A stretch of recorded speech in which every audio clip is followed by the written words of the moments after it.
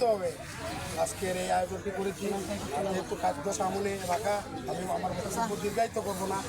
আপনারা সবাই সাংবাদিকের জন্য দোয়া করবেন এবং জাতীয়তাবাদী যুবদলের জন্য দোয়া করবেন। এবং আমি আজকের এই প্রোগ্রামের মাধ্যমে জাতীয়তাবাদী যুবদলের সিলেট জেলা শাখার সর্বস্তরের নেতৃবৃন্দকে অনুরোধ করতে চাই যে আপনারা যত তাড়াতাড়ি সম্ভব ফেঞ্চুগঞ্জ উপজেলা যুবদলের একটা পূর্ণাঙ্গ কমিটি আমাদেরকে উপহার দেন, যে এই কমিটির মাধ্যমে ফেঞ্চুগঞ্জ উপজেলা যুবদলের আজকে আমরা শক্তিশালী এবং সুসংগঠিত করতে পারি।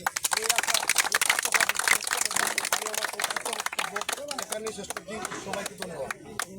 রহিম, বাংলাদেশ জাতীয়তাবাদী যুবদল 47তম প্রতিষ্ঠাবার্ষিকী উপলক্ষে ঐতিহ্যবাহী ফেন্সিগঞ্জ সার কারখানা বাজারে আনন্দ র্যালি এবং মিছিল পরবর্তী সময়ে দুস্থ এবং অসহায় মানুষের মধ্যে খাবার বিতরণের আজকের এই